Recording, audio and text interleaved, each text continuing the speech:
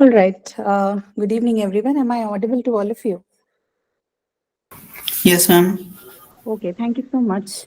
Um, okay, welcome all of you to the session. I think you would have gotten some sort of introduction to it if you were there in the last live session. But let me just quickly tell you what we do in the session before we actually started. Uh, this session is called Learn the Rope, and which basically means it's designed to include some questions or practices that we think are useful for you, not just for preparing for the exam, but in general. This would include a few topics from your syllabus, whatever you have for English 1, and that we have chosen um, for just a minute. Right. Yeah, like I was saying, a few topics that we think will be useful for you, or rather, we think would be a little difficult for you to understand or work on. This is not a compulsory session, so it's at your will. This is also something I think that was asked in the last class. So if you think this is conflicting with anything that's from the other classes, like for example, if anything else is scheduled, you can make the call whether to attend this one or the other one. So this is not graded. This is not a compulsory session. This is mostly like an additional support that is given for people who find it a little difficult to catch up with the syllabus that's given, right? Although in English one, it's generally not a problem because um, most of it are topics that you have dealt with already, but maybe in a little more descriptive or comprehensive nature, of the comprehensive nature. So it's not difficult to understand. But yet, if you have issues, if you have problems, or you think that you will require a little bit of practice before you can approach your exams or even understanding, then you can make use of this session. This usually happens at this time, that is on Mondays between 6 to 7, right? Whatever materials or PDFs or slides that we use for the session, or even the worksheets that we do, they're all uploaded in your supplementary tab sections. Usually they are done right in the beginning of the semester. But in case if you're not able to locate them, then you can write to us and we'll ensure that it's uploaded, right? Excuse me, Uh, ma'am. yeah, just a minute. I'll get to you before, once I finish talking about this, okay? So, yes, so that's all in all. Just to quickly recap, we work on certain topics from the syllabus. We do questions. Sometimes we have a bit of an information discussing, but that's not for all the classes. Like for today, we'll have a little bit of discussion because it's the first class, and also the topic that we discuss, especially on the sounds, is something that's new for a lot of people, right? So there are things that we need to unlearn in the first two modules, which is why we're going to be discussing it. But for other classes, usually it's just a worksheet. So we discuss whatever we have to, whether it's on the topics or other things, while we solve the questions, right? So that's the nature of the class. And again, reiterating, this is not a compulsory session. These are recorded sessions, so they will be always available in the playlist, which you can check in your calendar. Usually, the playlist is updated once the session is over. So you can find the recorded sessions there in case you're not able to make it to the class, the live session that is, between 6 to 7. You can always access it from the playlist later. Okay. So that's about it. Okay, now who was it? Was it Rahul? No, ma'am. Okay, This was it? is Trey, ma'am. Okay, Shreya, yes, go ahead. Actually, ma'am, few days back, when the semester one results came out, Yeah. it was in my portal. It was showing me that I failed in electronic subject, and I have to re-register for it in the next term. So according to it, I paid the fees. I re-registered for the electronics, and I took English one and Linux Shell as my new subjects in this term only. And few Okay, days yeah. back, when I logged in Sorry my to portal, interrupt, Shreya. If this is something that is related to registration or anything, I would suggest that you write to the support team directly because we work on the content aspect. So a lot of these administrative things do not come to us. So I ma'am, will not be the right person to answer your question. I may Ma'am, not I have know all mailed already thrice, to the but support. See, yeah, when ma'am, did I you mail have it? Usually called takes them them a little many bit of times, time but because this yeah, issue is it not might take a little bit being. of time because there are many people writing, right? So just wait. If not, then you may write to somebody higher than that, right? That's what usually people do. But these questions, I'm really sorry about that. I'm very ill-equipped to answer these questions because I've got nothing to do with that. Okay. Okay. So I do not want to give you any wrong information. Not that I don't want to help you, but I'm just not aware of these things. It's not my part of the work. The information doesn't come to me. So it's always better that you contact somebody in the support, and in case they are not responding, please write to somebody about them. Okay. Okay, ma'am. Thank you, ma'am. All right. Sure. Rahul, do you have any other question that's Yeah, connected to this? So this is for everybody. We won't be able to help you with admin related questions. Okay. So for that, you will have to depend on your mails or other channels, which would reach the support and the admin team. We won't be able to answer, not because we are adamant to not answer, but it's because we do not know. Right. Okay. Rahul, what question do you have? yeah. As you mentioned that the concept of speech and the sounds are new Yeah. to a lot of people. I'm one of them. Mhm. It's absolutely new to Yes, me. yes. And Right. these activity questions, they involve a lot of these questions that are related to articulation and speech sounds. And I just Yeah. wanted to know, as a student, am I expected to learn these new symbols? That almost looks No, like no, Greek to me. not right. You don't have to learn the symbols, but you definitely have to know the sounds, right? Because the questions would all be based for at least the first two modules. You will get a lot of questions around the sounds in English, right? You don't have to memorize the chart. You don't have to know the symbols. Those symbols and the chart is basically provided for your understanding, right? Which is the concept of phonetics, but they are not to be by-hearted. You don't have to do anything with it, but you should know the sounds. You should know how to articulate these sounds. The chart basically just represents from where and how these sounds are formed, right? So it's only to help you with it. Symbols, because we have a flawed representative system of letters, as at least when English is concerned. So it's better. It's better understood the way it's designed in the chart. So the reason for giving chart is just to make you understand these concepts, right? So it's not for you to by heart or learn. Hmm? Right, but a lot of activity questions involve these questions where there's a letter F between two forward slashes, there is letter Yeah. So K yes, yes, between. yes. Okay, right. So see, there are only very, very few symbols that may not be a part of, or maybe something that doesn't coincide with the English letters, right? Those won't be asked. So, for example, say you're supposed to figure out the words with the sound th, right? As in the word with. Hmm? Yes, yes. So you will be given the symbol. Hardik, can you please mute yourself? Okay. So it would be mentioned as TH, right? Like we usually read it in English. You won't get the symbol that looks like the theta sign in maths, right? Okay, But everything else like f and v and p and all, which actually coincides with the letters in English, would be given like that. So okay. don't worry about that part. I guess you're trying to say it will be intuitive, like it Hmm. won't be something like theta and No, the. all I'm trying to say is that you won't be given any symbols in the questions, right? That won't figure in your exam. Whatever would be given would be the ones that you can figure using your existing letter system in English, Okay, right? okay. Thank Yeah. you. Yeah, got it. Okay. Right. All right. So, ma'am, we don't have to learn velar, palatal, retroflex, these sounds, na? No, you have to know what they are. What he was asking is, should he, know the chart? If you've seen it, it has a few symbols and all. It's called the phonetic script. That you needn't know, but you should know what velar sounds and fricative sounds are, which is not a big deal as long as you understand from where does the sound originate, or rather, where is it is articulated. It's not a problem. It shouldn't be a problem.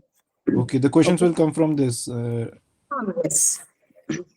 Okay, No ma'am. symbols. You wouldn't be asked any symbols that are part of the phonetic chart and is not already a part in the existing letter system. That's all. Okay. All right. So since we are at it, let's start discussing what we want to do today. We'll be discussing sounds only, and there are few things that would be nice if you can, not by heart again. Okay, that's not the point here. If you can understand a few things in this unit, then it would be better for you to understand the articulation of sounds as well as see how it works in words also, right? Because sounds are the basic units. So everything from here on, whether that's the concept of aspiration or stress or any other acoustic aspects, all of them depend on this basic unit called the sound. So articulation then becomes the first part. As long as you understand that, everything else is going to fall in place. Okay. Let's start again with this one. I'm going to share a figure with you, and we'll begin with that. Just give me a moment.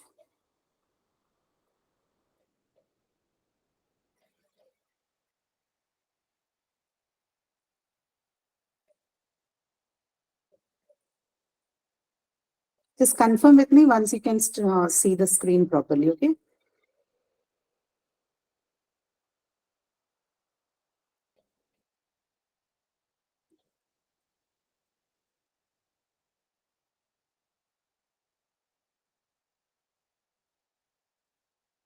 Can you all see the screen? Yes, ma'am. Yes, ma'am. Okay. All right. Thank you so much. So we're going to start off with the first one. That is this figure, right? This you would have already seen it in the lectures. Seen this? Yes, ma'am. Yes. Right. Okay. So what is this?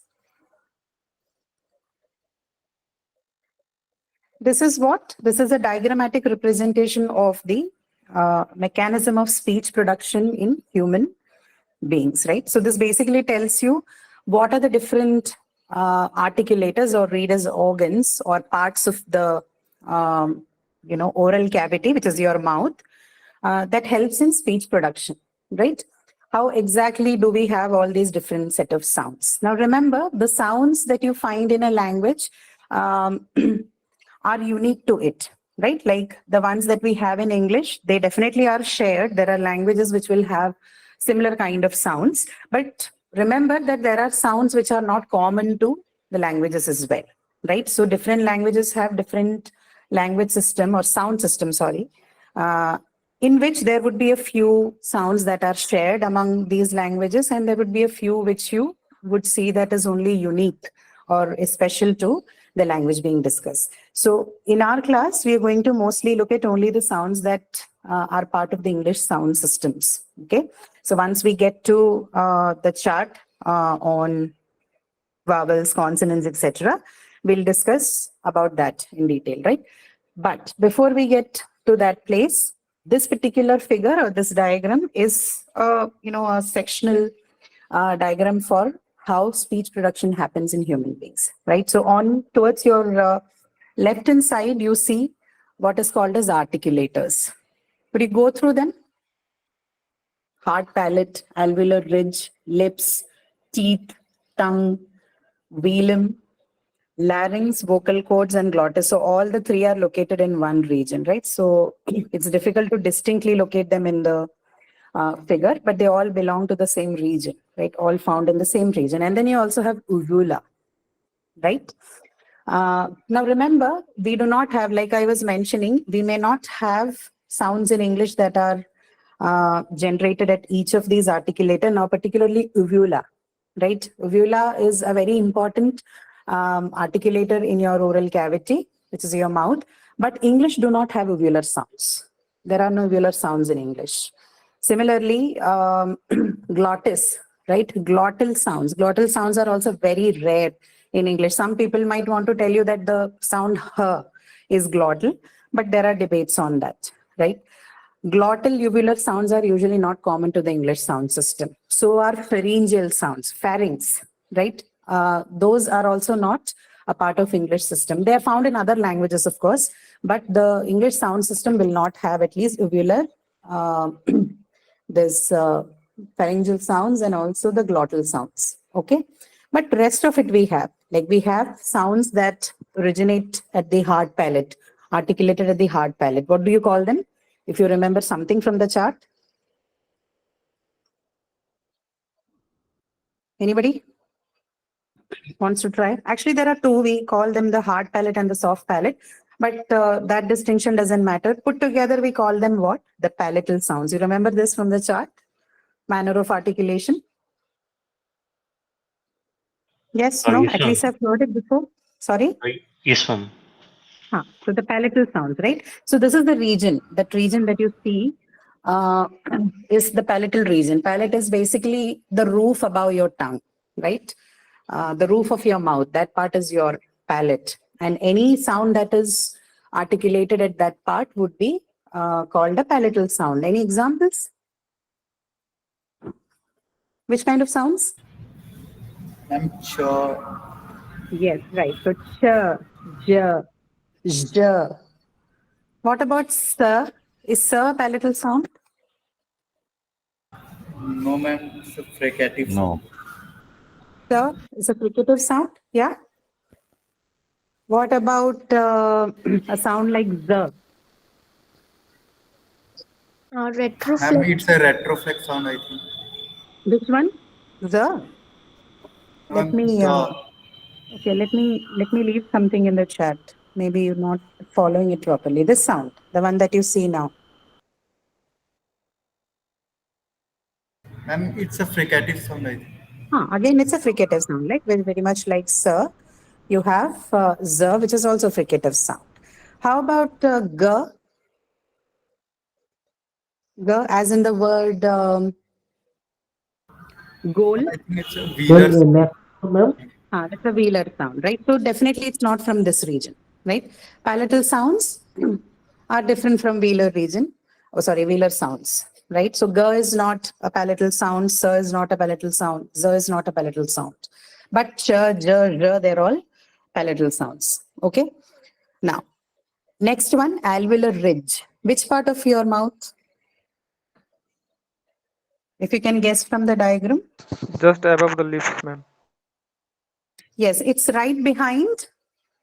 The upper, the teeth. Yeah, Teeth. yeah, it's a little above your upper. Yeah, correct. That the hard part that you can feel above your upper teeth. Okay, behind your upper teeth is called your alveolar ridge.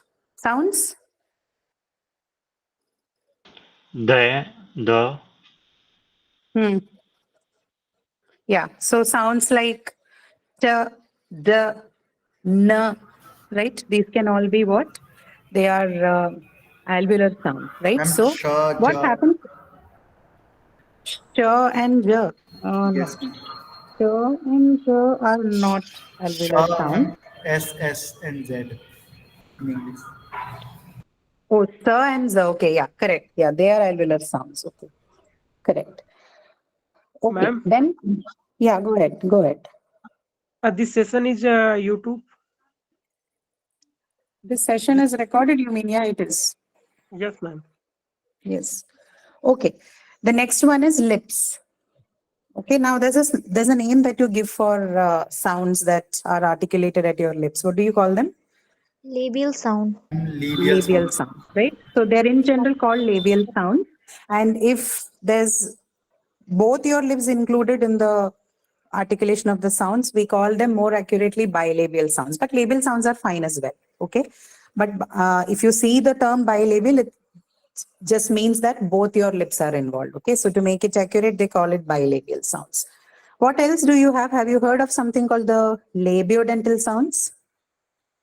Yes, ma'am. So what are Yes. your articulators involved in labiodental? Teeth Ma'am, and lips. teeth Yeah, and your lips. lips and your teeth, right? So lips, at least they can produce two sets of sound. One is using both the lips, which are called the bilabial sounds, and then one with the teeth and the lips, which is called the labiodental sounds. Okay, so f, as in the word fist, is it a bilabial sound or a labiodental sound? Ma'am, labiodental sound. Right. Okay. So how is it articulated? If you articulate it, try to make the sound slowly, you know that your tip of your upper teeth touches the back of your lower lip, right? F or v. Both of them are then labiodental sounds. How about p, as in the word pot? Bilabial sound. Yeah, they are bilabial sounds, or you can Bilabial simply stop call sound. them labial sounds. Okay, anything is fine. Either call them bilabial or labial sounds. Both your upper and your lower lip are involved in the articulation of it. Hence, you call it labial or bilabial sound. Right? So lips, we're done with. Teeth, a part of it we are done with. That is labiodental sounds. Now, there are also what we call as the dental sounds, right? So teeth is responsible for the production of dental sounds. Can you give me examples of dental sounds in English? Yes, ma'am. E, ma'am. E. Thought, tha. T, the, Ma'am, Th, E. right? E. What is Yes, ma'am. E? Tha, I hear the. something along the lines E and all. It's not that. Should I be mean th. them, the. Correct. Them. So the in them. And this or all that. And the other one is the, right? As in the word with or three, right? So these two sounds, the and the, both of them are what you call dental sounds in English, right? So articulation at the teeth, right? Ma'am, Yes. difference between retroflex and dental sounds. Retroflex and dental sounds. So they're produced at two different sites, right? Retroflex, the main articulator involved is the tongue, right? So that is what we're going to discuss the next. Tongue.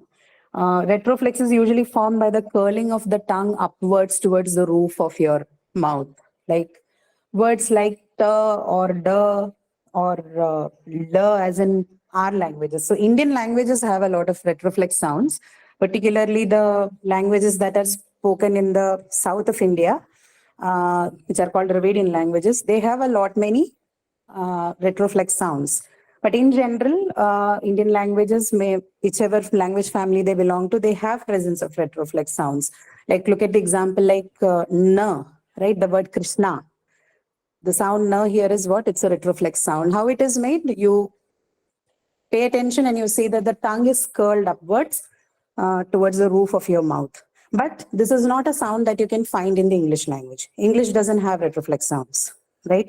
Although we articulate certain English sounds as retroflex because of our mother tongue influence, but English does not have retroflex sound as a part of its sound system. So, example, table, right? The sound is t, not t.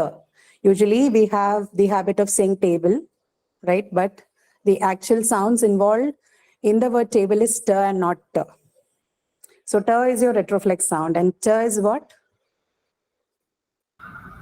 What sound is t? Alveolar sound, right? It's alveolar. Correct.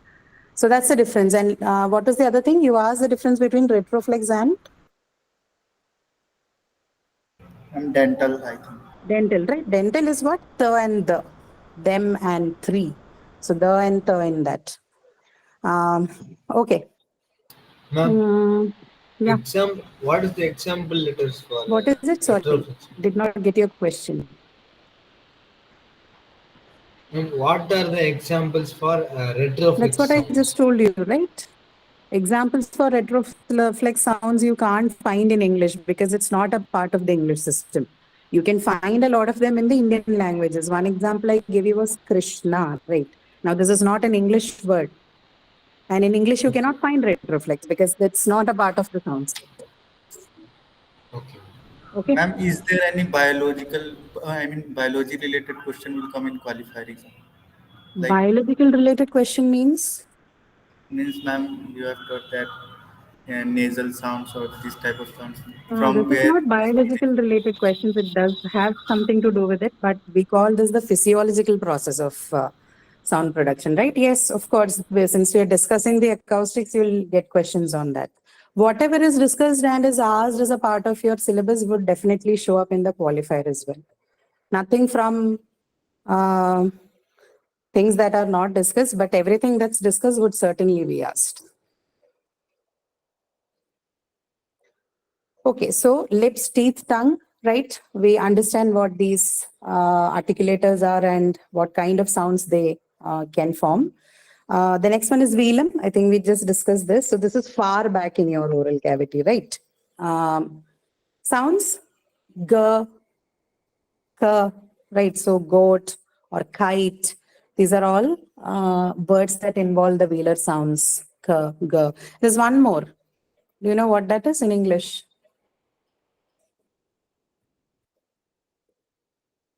K and g are two. There's another one, a very common velar sound in English. No, I don't want to try. Look at this word. You can look at your chat for this. Or this word. Or even Yes, this it's word. the nasal Rain. sound. No. The nasal sound ng, right? Like in your whatever Varnamala you have in our languages, the first set of sounds, right? The Kavarg sounds, the K, K, G, G, Ng, right? The last part in that is your third velar sound that you have in English, which can be seen in words like bring, ring, singer, right? So what you hear is not a distinct n and g sound in these words. It's actually a different velar sound which you call ng, right? So this is a part of our sound system, not difficult for us to understand hence, right? Yeah, going correct, Sunny. At the end of the word, you again have ng. So with, yes, king is also correct. So all of those sounds, especially this N and G, or rather N and G sounds, they represents the ng sound, not N and G sound distinctly. Okay. So this is the third velar sound in English, in addition to K and G. Okay. So I think as far as English sound system is concerned, articulators, the important ones include the palate, the ridge, alveolar ridge, lips, teeth, tongue, and velum, right? That's the most important ones that we have in English language. Larynx, uvula, we are not going to discuss them since we do not have any sounds which are articulated using them. So we leave it at that. But you should know that they are also very much a part of the sound production mechanism. That means there are sounds made using or articulated using them in other languages, but English do not have them, right? Cavities, mostly three pharyngeal. Again, like I told you, we are not going to discuss them since that's not applicable to English sounds. But nasal and oral are both important to us. Okay, what is nasal and oral cavity? Or rather, what are nasal sounds and oral sounds? The oral sounds are when Which word? Yeah. So every sound that is articulated somewhere within the oral cavity, somewhere within your mouth, or rather by expelling the air through your mouth, they're called oral sounds. Instead, if the air is expelled out of your nose in the production of that sound, you call it a nasal sound. Okay, simple. It depends on where the air is pushed out from your system. Right? If it is through the mouth, then you have oral sounds. If it is through your nose, then you have a nasal quality to its expulsion, hence the nasal sound. Okay, simple to understand. We have how many nasal sounds? Any idea in English? I think 5. And what are they? I'm not talking about, you trying to give nasal quality to sounds. I'm saying naturally, how many do you have? Just give me examples. You don't have to give me a number. Just tell me what are those sounds according to you. Na, ma, no, Yeah. as in not. Yes. Na, Not. then ma, and and na. Ma'am. nga. Right? Actually, three of them. So ma, na, and nga. These are the three nasal sounds that you will have in English. Okay. Okay. All right. Any questions so far? Yes, ma'am. Actually, Just a minute. Okay. Yeah. It would be nice if you can raise your hands and then ask me a question so that, you don't speak over each other. I see Ravi. Ravi, do you have a question? Okay. Anshika? Anshika, can you hear me? Hemant, you have a question? Yes, ma'am. Ma'am, how ma becomes nasal, ma'am? Ma is oral, no? Ma, you try saying ma to yourself. Ma, where is the air released? Ma. Okay. You Unable can to hold understand. your hand at your nostrils, and if you can feel the air being pushed out, then it's a nasal sound. Okay. Okay, ma'am. Huh. See, a lot of this is, these are all physical sounds, right? So you can actually say these things slowly to yourself. Like, for example, you can say p or ma and all to yourself, and you can actually understand what are the articulators involved. Okay. Except for maybe things like velum, because it's located further back in your mouth. But most of it you can understand. Palatal you can, alveolar you can, labiodental you can. Most of them are available to you. Similarly, for nasal sounds also, you can just hold your a finger or something under your nostril. If there's an air that is expelled through that, then obviously it's a nasal sound, right? Okay, Fawad, you have a question? Yes, ma'am. Actually, I haven't. Actually, I haven't attended the last session of this class. This is the first session. We haven't had any sessions before it. We began today. Okay, okay. Yeah, maybe you are referring to the live session. That is separate. That's a different one from this. Okay. This is the first session for this class. Okay, Anshika, do you still have a question? Yes, ma'am. I was Yeah, go saying that ahead. I am not very confident and fluent in English. I also want to participate, but I am unable. Like, That's okay. That shouldn't stop you from participating, because if you do that, then it's going to be difficult for you. You're not going to get rid of your aversions and inhibitions. These things go away only by active participation. So find opportunities to talk more, speak more, participate more, and things will fall in place on its own. But the more you keep to yourself, it's going to just build up and be with you. Okay.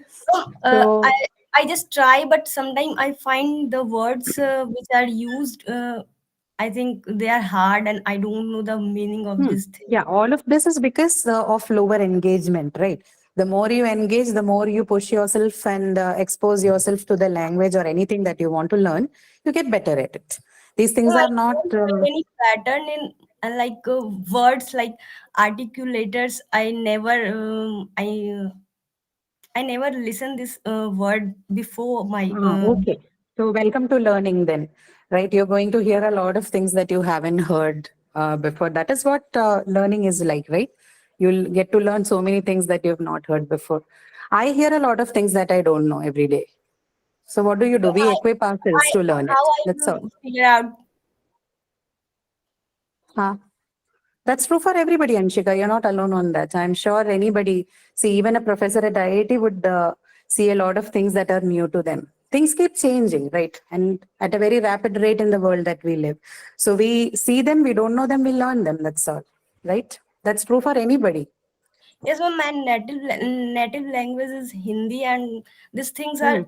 I just read it in my my mother tongue, like Hindi, Khag, or I find like this is very new things for me.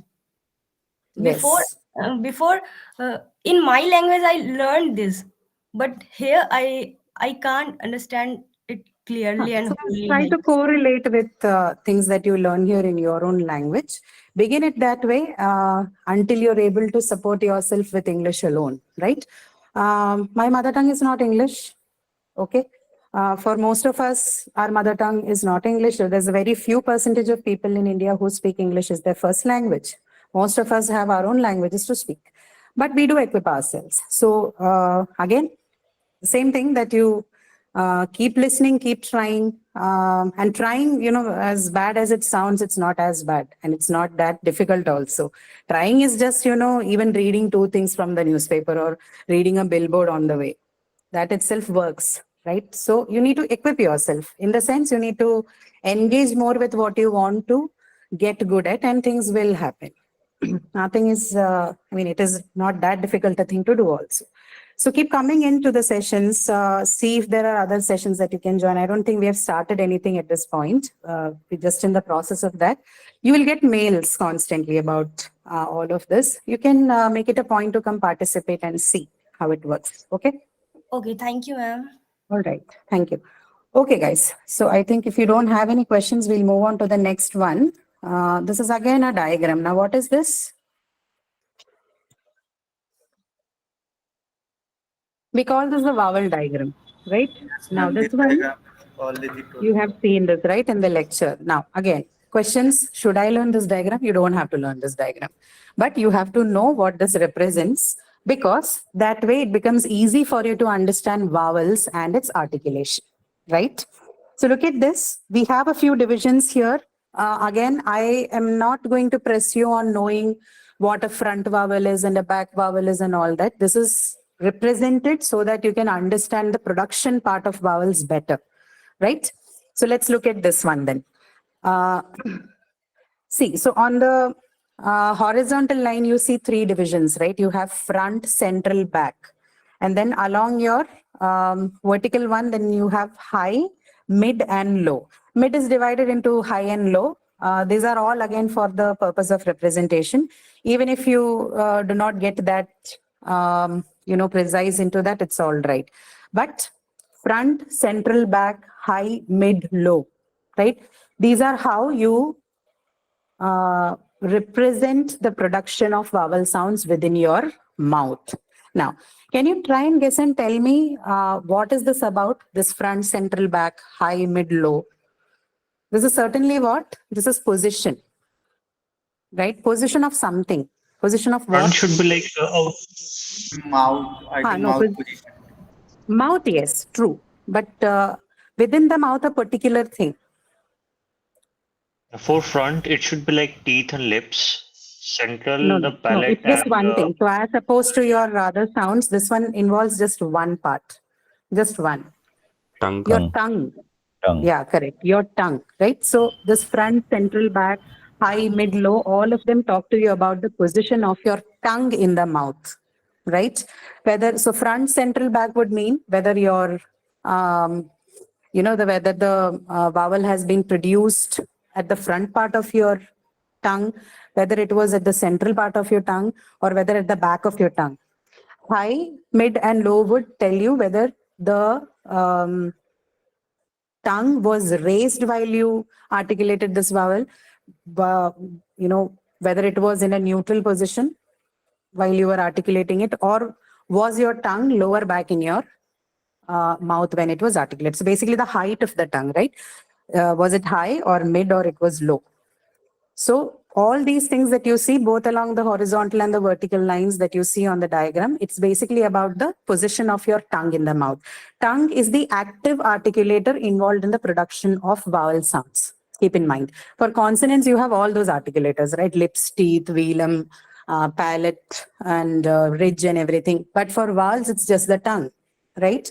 Because what are vowels? If you understand what these sounds are, then it won't be difficult for you to understand why only tongue, right? So tell me, is there any obstruction or is there any restriction for the flow of air while you produce the vowel sounds?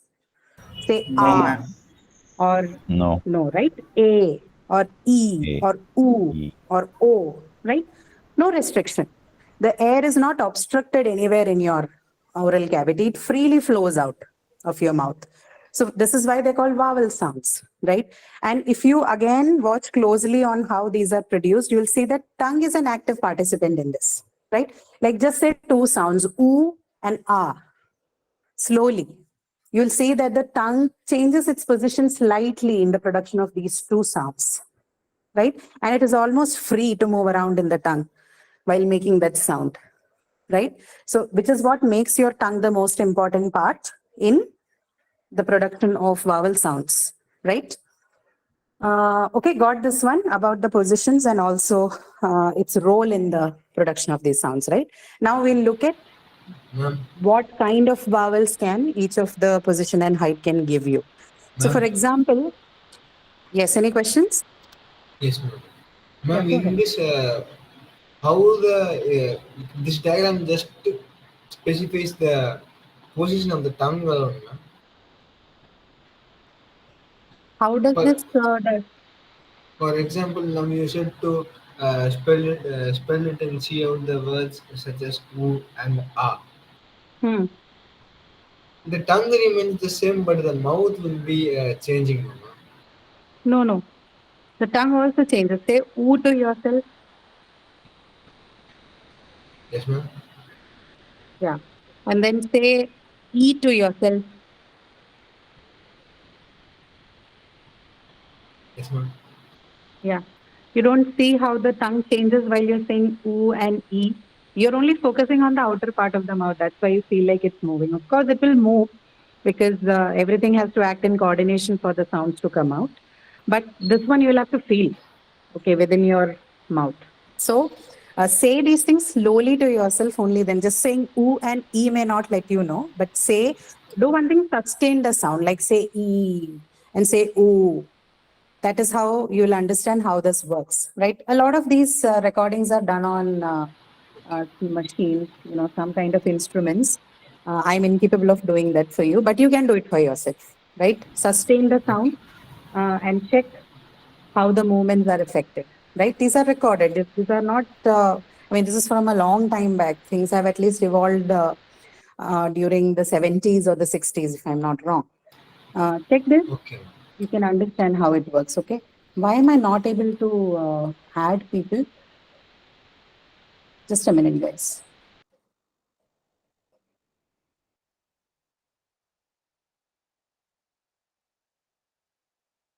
Okay, all right. See? Ma'am, can I ask one doubt? Yeah, sure, go ahead. Ma'am, in the there Yes, is okay. a sound.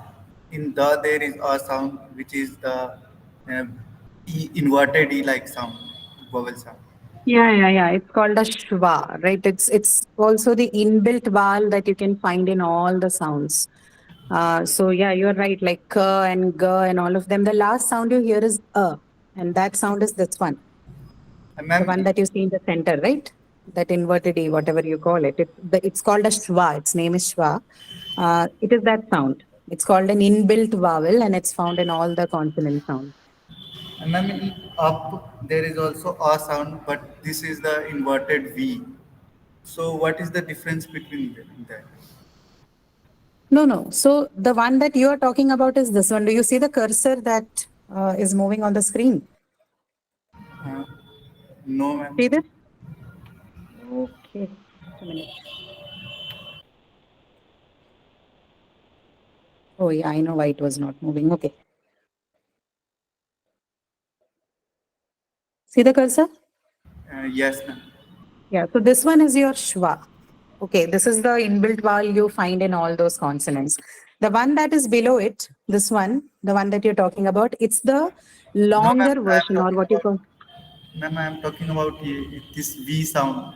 Sorry, inverted V, which is just. inverted V. Oh, okay, this one.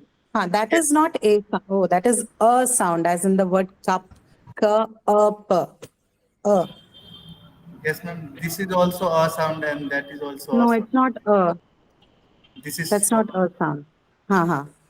See, actually, this one, the shwa, it's actually not something that you can hear properly also. But because there is no other way to explain it, otherwise people call it Okay, actually, it's not a very audible sound. It's almost negligible. But it's that light vowel that gets out because you have to say the sounds. You cannot say anything without the help of a vowel, which is why it just comes out. But it's not as prominent as the sound that you hear in words like cup. I'll give you an example. Say words like go, right? Not go. AGO. Or again, AGAIN. Both of these words have schwa sound in it. This one, the one that you see here, right? The one on which the cursor is blinking. Ma'am, Now, then how do how you am say I this able word? No, you say this word. Say both these words. Ma'am, this inverted E is AGO for. and AGAIN. No, you please tell me, pronounce that word for me. Ma'am, which word? AGO. You say AGO. How do you spell that word together? Ago. So you don't say ago, right? That's usually how we do it, but has to be go. Okay, so it's like a light vowel sound and then the go, or rise, or again. It's not again. We do say it like that. So this vowel sound that you hear in the beginning of such words, right? Again, go, or rise, right? Or even words like sofa, SOFA. We say sofa, but the ideal pronunciation would be sofa. Okay, that light vowel sound is what we call as shva, the inbuilt vowel. And the one that you're asking, that inverted V or whatever, it's the sound. It's very prominent, like cup or butter. Okay. So these are two different things.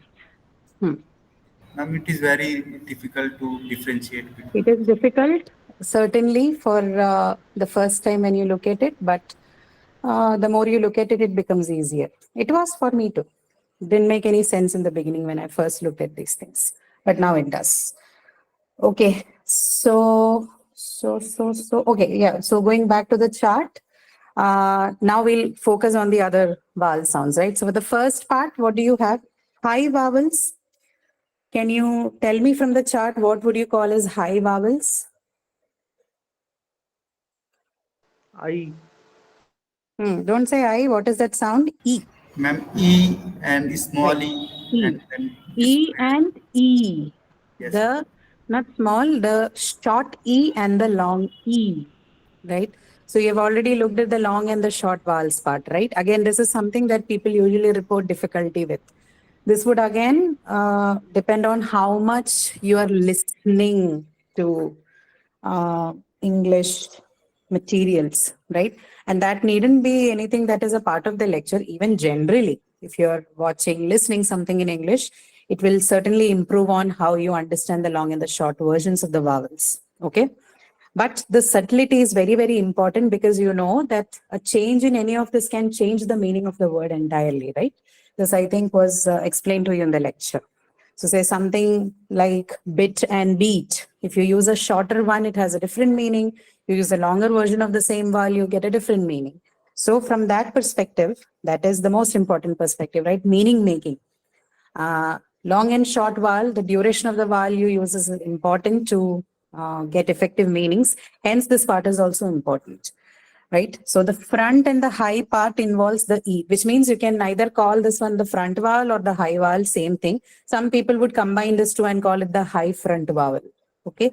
Which is E and E. You don't have to bother with the high front and all that, or as long as you understand that E is located high in the tongue is raised when you say E, and it is also produced in the front part of your mouth, you're good to go. You don't have to learn or by heart anything from this. This is just to make you understand where exactly this sound is produced in your oral cavity, okay? So while you say E or E, the tongue is raised and the sound is also produced in the front part of your mouth, okay? If you come towards the back, right, you have U and, yeah, go ahead. Yeah, these the two words are there, B and B. So B E and B double E. B and B double E. Where is this from? No. I'm talking about the sounds there, where E and E. Yes. Short One is the and long. short one and the other is the long one. Yes, correct. That is correct. no? Yeah, so as far as the notations are concerned, no, for your exam, either it will appear like this, okay? As in, there's a colon after the original vowel sound, right, as you see here, or they'll just repeat that vowel sound. So you'll get I, or U, indicating that it's a long version of U. O to indicate that it's a longer counterpart of the vowel O, okay? So either of these symbols, either the colon or the vowel sound being repeated, the letter being repeated to show it's a longer counterpart. Okay. Right. So in the back part, then you have U and U. This you certainly can feel, right? Say U to yourself, you know that it's produced at the back of your mouth. U and U, both. The short version U and the long version U. Okay. Then if we move to the mid part, that is when your tongue is almost in the resting position, say, right? A. Right? Say A, as in the word pen. Right? Excuse me. Yes. Ma'am, could you highlight or move your cursor on the particular notation so I that am we can trying, read? but I think I do not have great network, so it's taking time to happen. I don't have a pen, so not able to do that. I'll try moving the cursor. There could be some lag or delay in it, but I think it should be okay. Can you see the cursor now? Yes, ma'am. Ma'am, Okay. there is So this one three is, E there. sorry? Ma'am, there is three E. First one is shorter and second one is longer, and then again there is E sound. No, no, that will come to later. The first one here is A, right? The mid vowel, the front mid vowel A, as in the word pen, right? P, A, and N. This one is A, the first of the mid vowels. The one that you're talking about are these. The first one is Shva that we just discussed a while ago. And then the second is the longer version of this Shva. Okay. As in the words, as in the word. Okay. Let me give you an example. So, word, right? Or another one is bird or verse or right? All of them have the longer that's the longer version of Shva. Okay, this one. This one. Ma'am, like gird. And correct. Right. Anything that has a sustained sound is going to have the vowel that you see here, right? The one that looks like a 3 and a colon. A,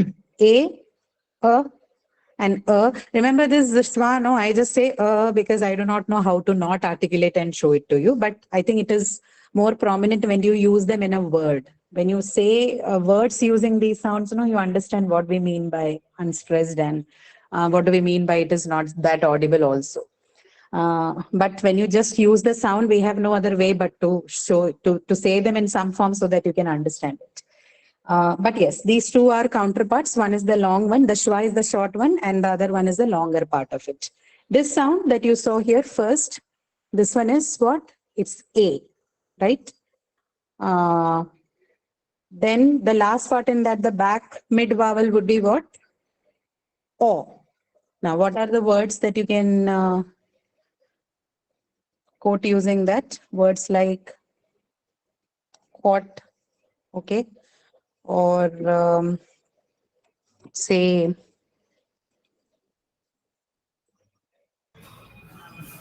Ma'am, hot also. which one? Sorry, hot, HOT, right? HOT? Yeah, if you meant HOT, then yes, that's right. Short, lot is right, but short you might want to correct or like check before you use them. Snort also, I think you will have to look at it. I do not think it is the short vowel. Let you know. Yeah, see, snort is not a short vowel. So that is the long vowel O, right? And it is not a mid vowel. The long vowel O is a low vowel. We'll discuss it the next part. Not, okay, let's check if not is a, yes, not is yes, K-N-O-T, not is yes, correct. G-O-T got yes, for sure it is short vowel. Lot, yeah, I think it is also correct. What other answers? Snot is not, pot is correct, cot is correct.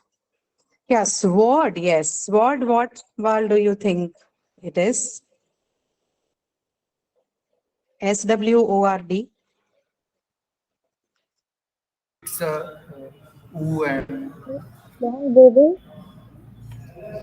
No, it is O, but it's a long O. Okay, this is not the short O that we are discussing now. So snot and sword and there's one more that I saw. What was that? Okay. Yes, correct. Bhavik, you're right. Sword is long O. Snot and sword has long O. The rest of the words that you've given me, they have short vowel. Brought, yes. Brought would be.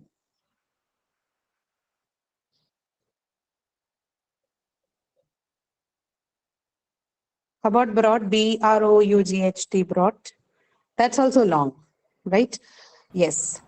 Dot is yes, Srinivas. It is Then short. what about thought? Sorry? What Thought. about thought? T-H-O-U-G-H-T, right? Thought. Yes, ma'am. it's also I Thought think has a long one. long. Yeah, thought has a long one. Home is different, Prithvi. Home is a very different articulation. It's neither the short O or the long O. Tot has a long O. Lot, Sunny, we discussed already. It's the short one, correct. Home is different. Home, it doesn't have the short O or the long O. It has a diphthong. Okay, we'll discuss that when we look at it. Okay, all right. So that's on the back vowel, mid back vowel O. Now we come to the last part of this, which are the low vowels, right? So the low front vowel is, this one is unique to English. You don't find them in other many languages. Which one? What is that? This one? Where you see the cursor? Is it A? What is it called? A. Right? The sound is A. Yes. The sound is Yeah. A. As in the word cat. So K, A, and T, cat. This one is a little unique to English. You don't find them in many languages. And this is a low front vowel. It's located where? Lower. The position of your tongue is lower in the mouth, and yet it is produced in the front part of the mouth. A. Right? It goes down, right? The tongue is much down there in the mouth. Then you have the low back vowels, which is the sound, as in cup, the first one you see here, right? The inverted V, like he called it. This one. Then the last two set, which is O, the long part of the mid back vowel O that you saw. This one is the longer version of that, right? O. So tot, fraught, coat, Door, C-O-U-R-T, door. right? Which one? Door, D-O-O-R. Yeah, door. Yes, correct. That's also long vowel. Floor, Um, F-L-O-O-R. Floor, floor. Yes. Is it long vowel? Yes, ma'am. Floor, floor. I think. Floor. Mm, tells me that it should be, but I still think, yeah, okay, floor, yes, it's a long vowel. Hook and cook is not an example for O sound. Hook and cook has what? It has oo sound, right? Yes, ma'am. Small, sorry, short U sound. Short. Short. S-H-O-R-T, yes, it has a long vowel, correct. Then, other examples? Snoring. Snore. Snore, I think it should have long vowel, correct. Then,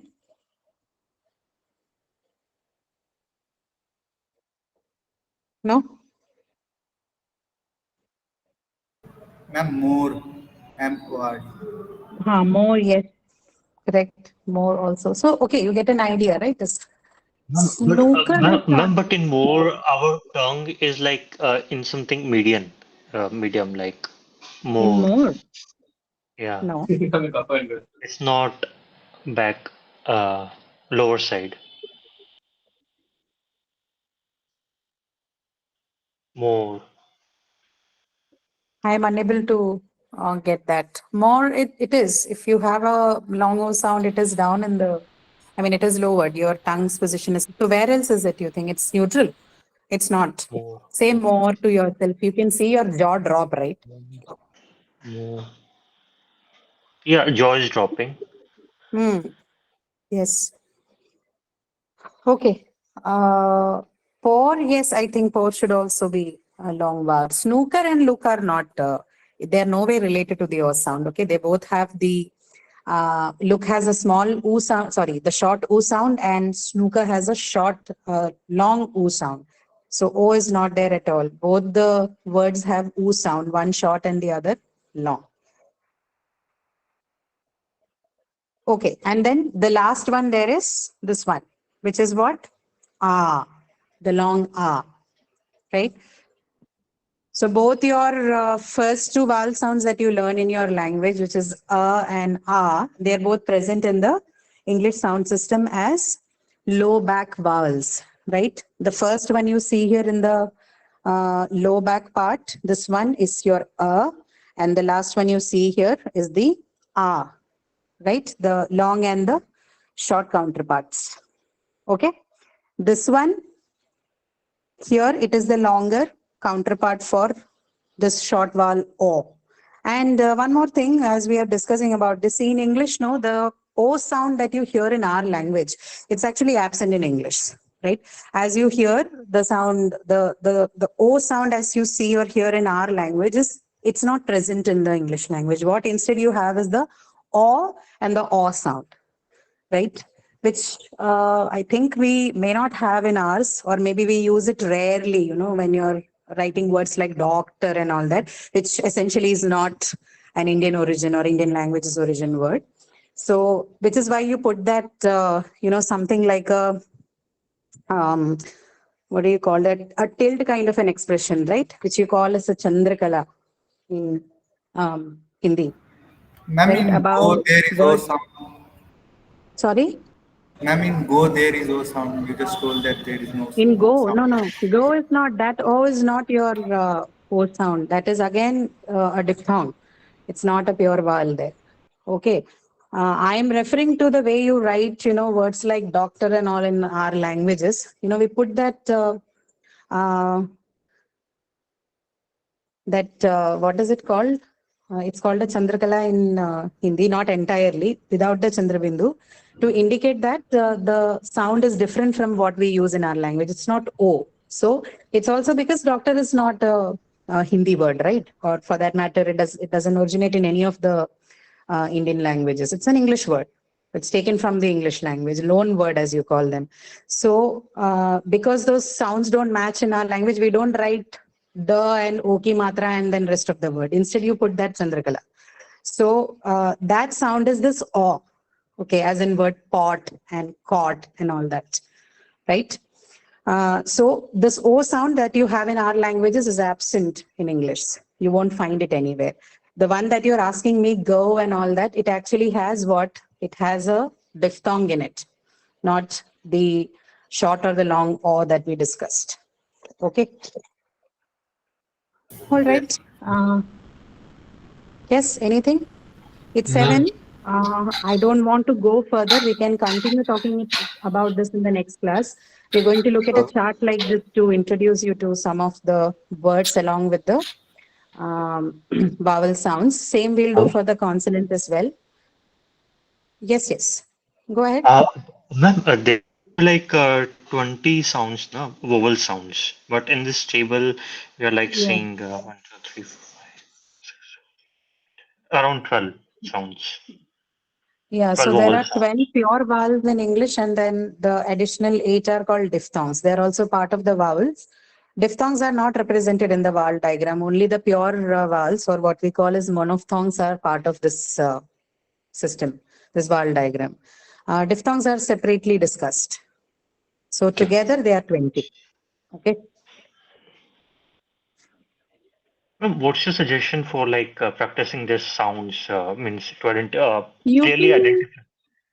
You can listen, of course, that's one part. But if sounds that you want to focus on, then there is an app which it's a very old app. It's called the Sounds Right. Okay, it's a BBC app. It's freely available. You can. I'll leave the name in the chat. It's called Sounds Right. So this one, they help you practice with the sounds alone, as in they don't have questions or anything. It's just a set of these 44 sounds that you have in the English language. You can listen to them over and over again to train your ears, especially the vowel sounds. Consonants are not that big a problem, but vowel sounds, some of them are a bit problematic. So you can use this app to listen to them again. And of course, you need to supplement it with listening more in the English language, right? Especially connected speech, conversations, right, etc. That will get you in touch more with the sounds and should be easy for you once you get trained in it, right? You can start doing that. Whatever interests you, make sure that you listen to things that interest you. Don't just go and start randomly hearing news and all those things which you're not used to. Anything that you have a liking in, anything that's like a taste for you to listen to or watch, you can start with it. Okay, that would be a better way to practice. Okay, all right. I think we won't go past the given time. There could be people who have other sessions as well. So we'll continue next week again. So I'll finish up talking about this part in the next class, and then we'll do the worksheet or the activity sheet that we have. Okay. LED and UG, Ankit. LED and UG are both hypothetical devices that are located in the human mind, right? UG is called universal grammar and LED is language acquisition device, right? So it says that it is said that all people are born with these two. Everyone has what you call as the language acquisition device, which basically means all of us have the faculty of language, that is an ability to learn or speak languages, right? And UG is the inherent language system that is present in all human beings and is the same for speakers of all languages, right?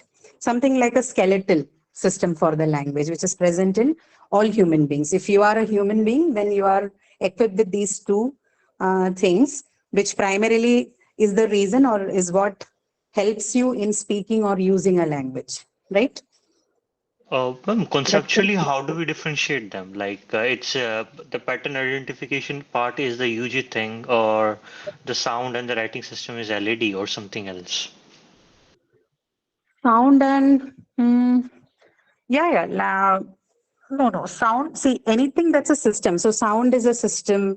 Grammar is a system. Anything that is systemic in nature is part of UG, right? And it is available to all human beings. Whatever differences we see are based on, your societal aspects or your social aspects, etc.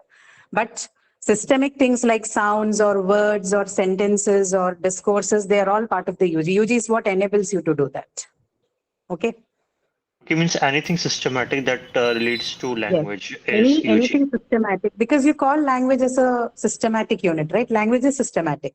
And this whole thing arrives from the fact that it, for all human beings, originates from the LED and UG. This is a theory for language acquisition. I don't think you have to go deep into it unless you're interested in linguistics and other aspects. But yes, to quickly answer your question, yes. Yes, ma'am. Professor has And already discussed. LED is like whichever changes we have built upon this systematic structure, like some variations. LED might account for that, but it is more than that. Okay, so you just stick with what is being discussed in the lecture. If you want to read more, of course, it's your choice. But I suggest don't dive deeper into it, because these are all whole different studies by themselves. Okay. Ma'am, how can we learn other accent of language? Other? Accent of English language, like Other American accents. accent, No, you British. just listen to that. You just listen to that variety more. If you want to catch up on the British variety, you listen to more of British English. If not, you listen to the American English or whatever variety you want to, right? It's not difficult for us because we have the internet. You can go anywhere, figure out what programs. So if you want to work on the British accent, you listen more to the BBC or associated channels. If not, the internet is flooded by things anyway. Okay, ma'am. Thank you. Yeah. For everything, it is training. You need to train your ears, whether that's for accent or even to just learn the sounds. That's what you do. Okay. All right. Recording, yes, will be available after we are done with the meeting. It might take a day or two, but it will definitely be uploaded in the playlist. You can find it there. And the materials that we use for the class, again, you can find them in the supplementary tab section. Okay, so please check that. Ma'am, I have one more question. Yes. How can we increase our vocabulary of English language? You will have to read. Okay. Vocabulary comes through only using the language, whether that is by speaking or reading. You'll have to, like I was talking to Anshika, your engagement with the language have to be increased. The more you engage with it, the more you will get used to it, and the more you will learn the words or other patterns that are um, inherent Ma'am, to the language thesaurus you're is learning. a helpful book. Sorry, Thesaurus. your voice is breaking. Yes, I did not hear you properly. Ma'am, I am saying thesaurus is a helpful Thesaurus, book. no. Thesaurus is only for people who already have a good vocabulary and would want to improve on, maybe change or modify a bit of what they are writing or speaking. Thesaurus by itself is not very useful to improve your vocabulary. How would you do that? Will you learn and by heart all of them? Doesn't work, no? See, if that were the case, all of us would be good speakers. We all have had dictionaries at home. It has more words than the thesaurus. Just having the books with us will not help. You'll have to find a way to use it, right? So for that, no shortcuts. You will have to listen, read more. The more you do that, you will improve on your vocabulary better. But if it is a particular kind of vocabulary, like say you want to only do the workspace vocabulary, then you can target that alone. You can specifically take up contents which will discuss those kind of phrases and expressions and work on that. But if it is in general, then you read. Even for that, you will read definitely. But specific vocabulary, you can target and find content that works on that, right? Otherwise, you generally read, right? The more you read, you will get to read good books. Just don't read random things. Read books that are written by good writers and read things that interest you. Again, like I told about listening, take up things that interest you, that you like reading about, so that you stay focused. Okay? Ma'am, thesaurus is Okay, only for the ma'am. accurate word, I think. As Thesaurus Professor is has not, the purpose of thesaurus is to show you similarly meant words, but it's not a very useful compilation. I mean, my personal opinion. Yes, I ma'am. don't find Actually, it very Professor useful. has discussed about the thesaurus in their lecture. That's why we are Uh-huh. asking. Thesaurus, he would have mentioned to, give you examples of where you find words and all that. That's true. But if it is to learn the language and improve your vocabulary, thesaurus doesn't help that much. Because thesaurus doesn't specify usage. When you're learning something new, you should know how to use it. Just knowing the word will not help you. How much of the words will you remember, right? It's not possible. So learn to use the word. Learn to use the word, by which I mean you should know the context. If you don't know the context, then you will end up using wrong words in places where it doesn't fit. And then anyway, your purpose is going to be defeated. So don't do that. Instead, just listen and watch and read more. That should be more helpful than depending on thesaurus. Thesaurus definitely doesn't help. That I can give you a guarantee. Okay. All right. Okay, ma'am. Any Thank other you. questions? Okay. Thank you so much. So I'll meet you next week again. You can sign out of the session. I will close it. And for the materials, of course, like I told you, you can find it in the respective places.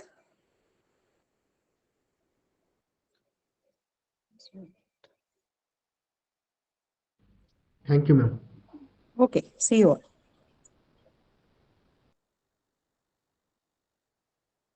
Have a nice day, ma'am.